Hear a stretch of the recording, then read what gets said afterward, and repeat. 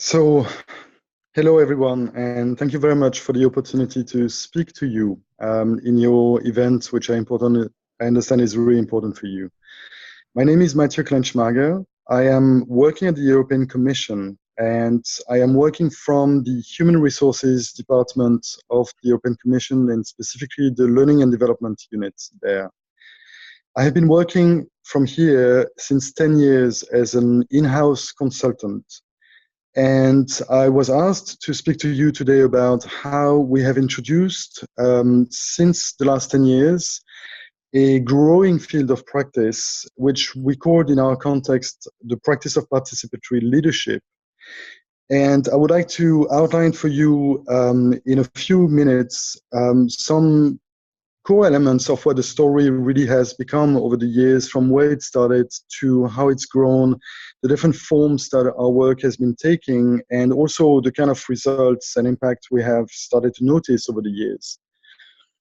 So 10 years ago, I was the assistant to the head of learning and development units. And on his request, and together with a handful of colleagues from across our organization, which consists of 30,000 people distributed across different sites in Europe, mostly based in Brussels and Luxembourg, he gave us the mandate and the request to explore about what could be out there more than inside our organization, some working practices, some collaborative practices, and some leadership practices that could actually help our institution, which is very much at the heart of the democratic process in Europe, to function better, both in service of our staff internally, but also in service of how we create meaningful policy across Europe in different sectors of activities, and how can our managers, our leaders, and colleagues across the organization work together for better service to Europe. So it was set out as an ambitious goal, but not, I would say, as clearly defined as necessarily how I'm speaking to you today, because I'm speaking in the light of an experience that is now quite, I would say, developed in our context. So the way we did this is there has been a whole experimentation phase, for sure. And on the request of my head of unit at the time, I went to train on certain methodologies, certain approaches outside the European Commission. And it was a really important element to get the inspiration from other contexts, from other places, from groups of consultants, facilitators, specialized in leadership development, in hosting dialogue processes, and to get the inspiration, but also to build skills, and not just for myself, but also with this group of pioneers as we really saw ourselves at the time. And as we started our trainings outside, and we started to experiment in different ways inside our institution, we realized that every time that we were working with these participatory approaches and processes, there were a number of things that were happening. The very first one is very, very much overwhelmingly, people recognized that working in participatory manners or participatory processes, processes known as World Cafe or open space technology, or I mean, there's a whole array of participatory methodologies, but every time that a meeting was designed and conceived to be a place for a meaningful dialogue to take place, then results were better, people's engagement were better, and that was true both internally for opportunities such as, I mean, from a unit meeting, so a small division meeting, to a whole big department away day sometimes. So these days that tended to be more social events, previously a sort of space for people to breathe together, we started to realize, and people started to feedback, that designing those events as participatory processes where they could really meet in good conditions, they could really surface together through these ways of working their common challenges, their common aspirations, their common blockage points, where they could dare to also see a bit more where are we stuck? what are our pain points? What are the kind of things that we never really talk about with each other? And then we end up talking about each other very often. When we bring that in good ways together, then something new starts to happen. And not only are tangible results, like the tangible outputs of participation or of these meetings or these events, not only are those outputs better, the concrete input for an internal strategy development, whether in the field of human resources or translation or these more internal processes, the budget and financial management. So some very hardcore organizational processes. Outputs were better, but also people left the rooms feeling much more connected to each other, much more with a sense of having heard that from each other's contexts and constraints. And what was very, very important in the development of this practice was that we didn't just start with internal processes. I mentioned the away days or the team events. I don't know how you call them in your contexts, but it was also management seminars. It was senior management retreats. We took, for example, at some point, 2 senior management teams working on very, very essential core policy areas of the European Commission.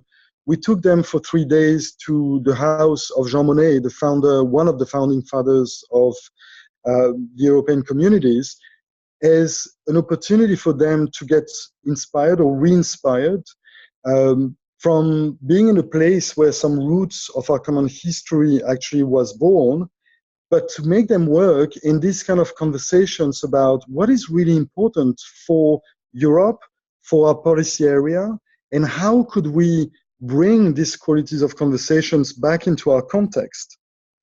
So in everything we were doing, there was always an element of not just providing a sort of professional consultancy service, but also to really help people build their capacities through the experience of designing those processes together, preparing for them, but also in being in the conversations and debriefing and learning from them and following through, using the results, building really from what we have seen, where in the sort of traditional culture of events in our institution until these practices have started to take roots, we were kind of we tend to be caught up in a running around from event to event to event, but never really having the time to think through what could this particular event serve? What is the purpose of it? How will we use the outcomes, the results? How will we follow through? And a lot of this way of working is basically challenging a lot of the organizational patterns that maybe, I don't know, you might recognize from your own organization, but the fact that we are a very bureaucratic, hierarchical, procedure-based organization, and all of this for good reasons, because we have a very high pressure to demonstrate democratic accountability to European citizens, to member states, and to stakeholders in general. We have to demonstrate that we are actually working in a way that serves the needs of stakeholders and citizens and member states.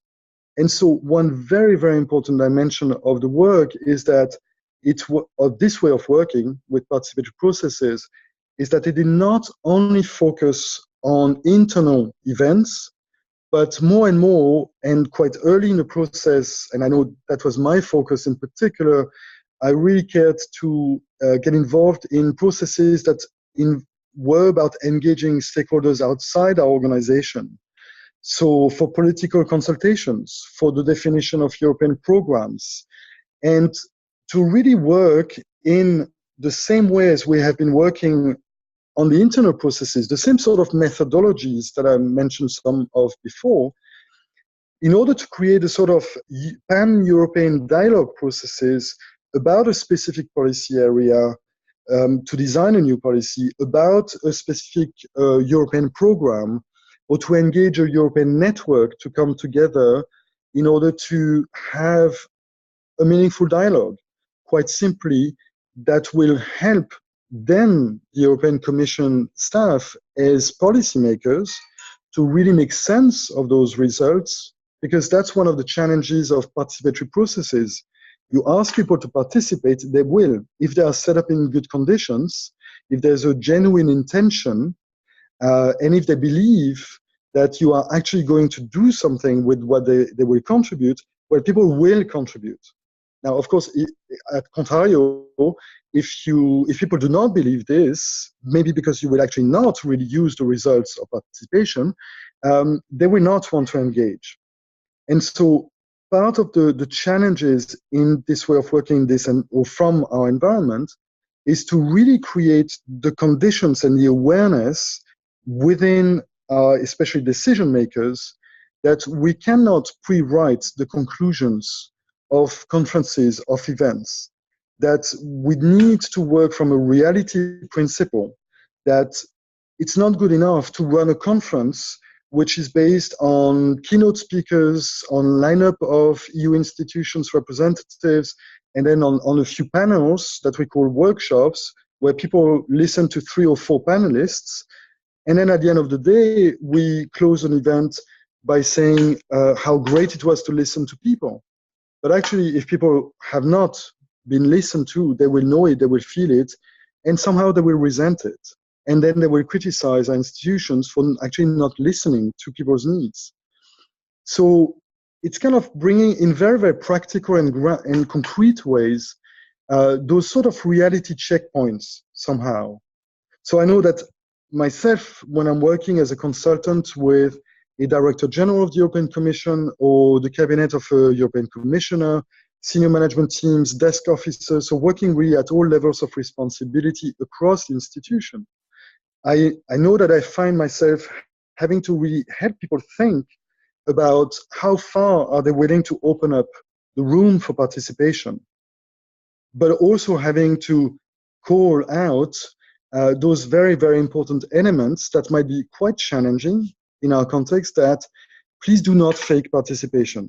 If you are not willing to listen to people, if you are not present in a day, for example, or if you launch a public consultation online, because I don't want to speak only about the sort of presential events, if you do this online, how are you creating the conditions so that we don't just stay with the very, very sort of traditional lobbying mechanisms, whereby a few lobbyists are going to send hundreds and hundreds of replies, but how do we include more diversity in the views that are exchanged?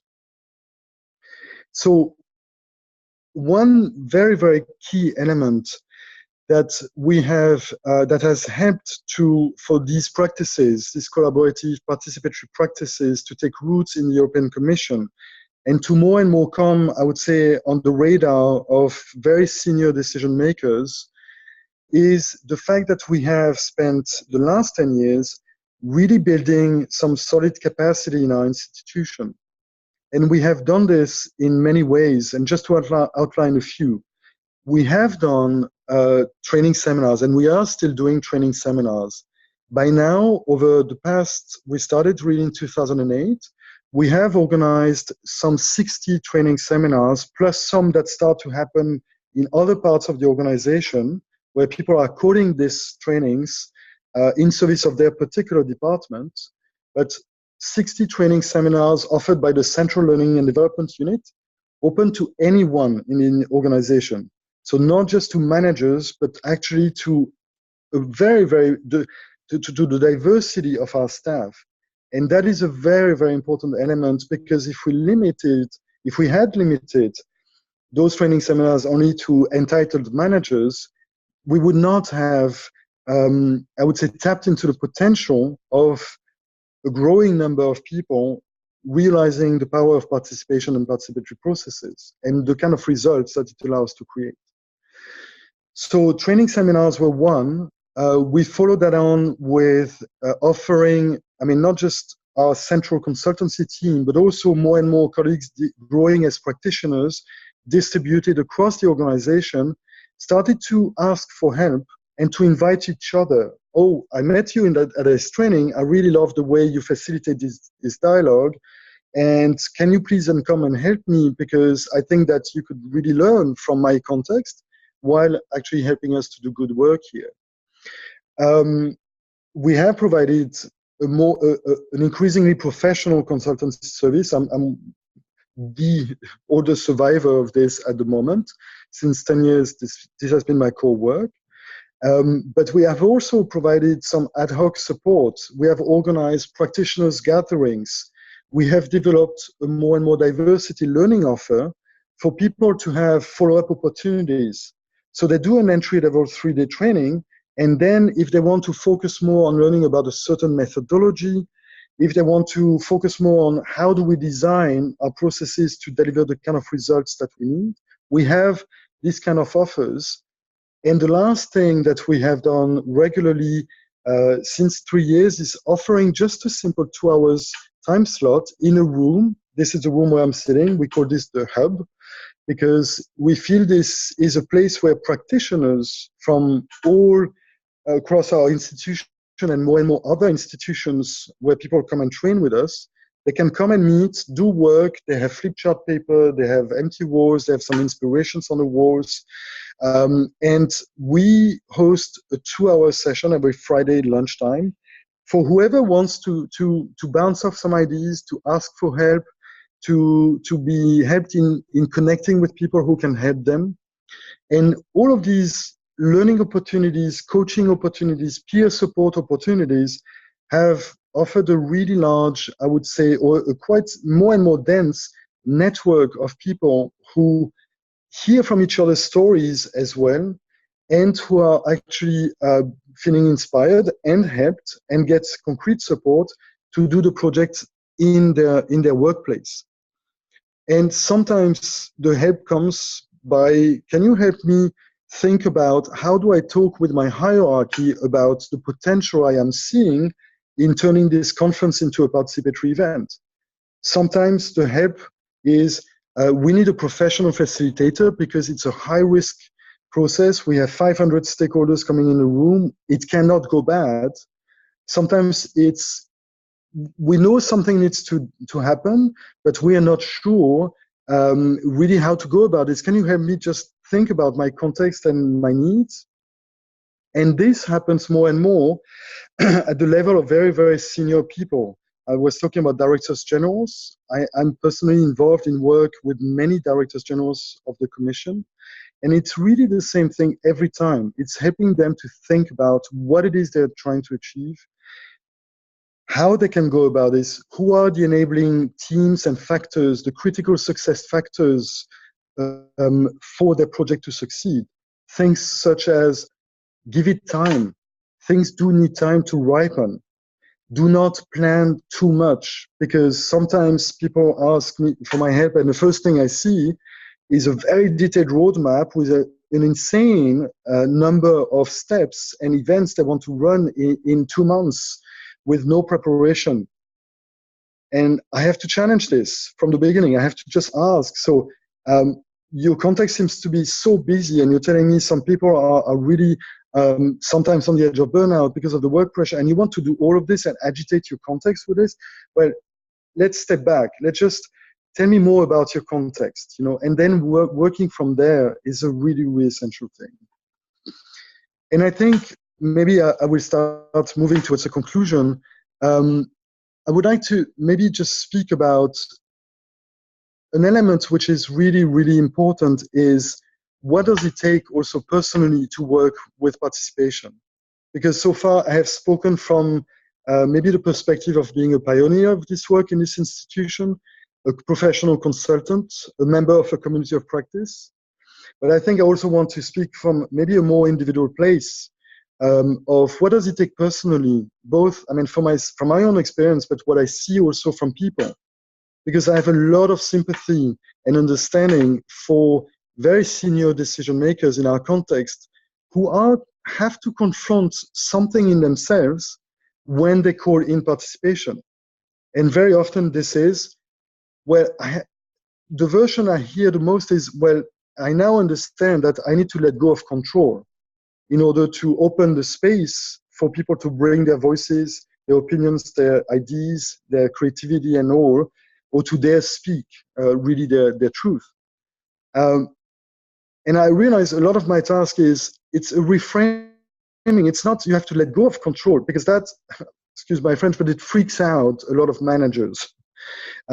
Why? Because there's something about a setup of the management functions is very, very often about control and command. And in the Commission, we have a strong dynamic of this. So it's more a reframing of what if actually the focus of my attention needs to move from controlling the process, the procedures, the people, and the content of our work to actually controlling that we are creating a process that will allow us to truly hear what other people are seeing and are saying and want to contribute, and to use this over time. And for me, there's a world of difference in this reframing of between letting go of control and, okay, I can retire, to actually, I need to understand that I need to offer a different kind of control. And I would like to just very now finish and move to a conclusion by saying, for myself, from my personal experience, this work has been very, very demanding, very rewarding, because I do hear time and time again from people working in participatory ways that it helps them to work better together, to generate better results, and to learn in the process and to develop as human beings and as professionals as well, while meeting people who are truly incredibly committed in our organization. I hope it's not been too much. I thank you very, very much for your attention. And I'm very looking forward to hearing any echoes or ripples of your own process, maybe one day. I'm prepared to be surprised. It's part of the process. So thank you very much, and I wish you a good work today.